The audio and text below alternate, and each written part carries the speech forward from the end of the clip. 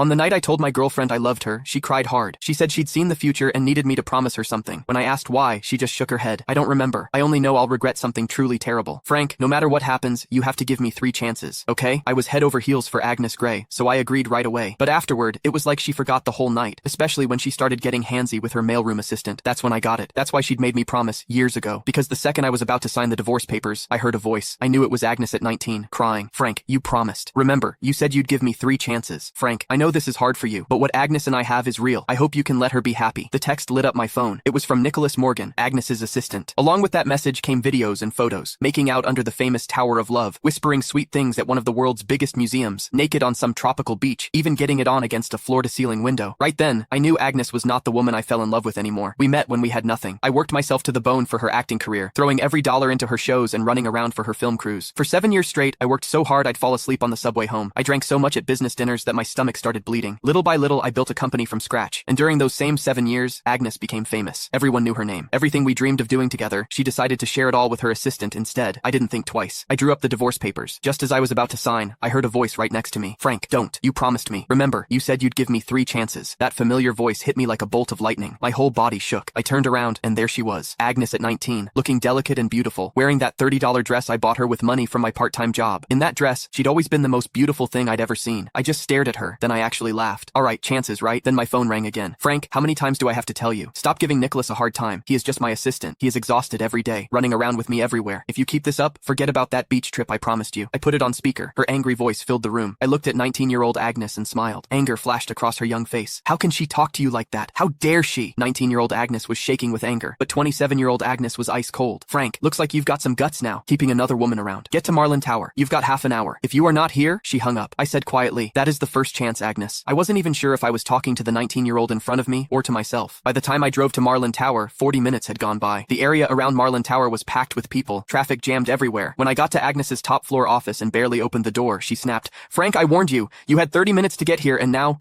I cut her off, turned around, and flopped onto the couch like I didn't care. Nicholas was there too. He kept his head down, eyes all red, his right hand holding his left wrist. My attitude seemed to set Agnes off. She slammed her hand on the desk. Frank, what is with that attitude? You still won't admit you were wrong? But before I could say anything, Nicholas jumped in. It is nothing really, just a watch. Don't blame Frank. That just made Agnes angrier. But instead of yelling at him, she held back and softened her voice. How can you say it is nothing? He is so petty. He even tried to steal the birthday gift he gave you. Don't worry, I am not taking his side. Then she turned back to me, her voice sharp as a knife. Frank, I am giving you one last chance. Give Nicholas his watch back. I'd lost count of how many times this had happened. No matter how many times Nicholas set me up, no matter what I said, it never mattered. The woman who used to trust me completely now only doubted me. Couldn't be bothered to argue. I stood up, took off the old watch from my wrist, and tossed it on the floor at Nicholas's feet.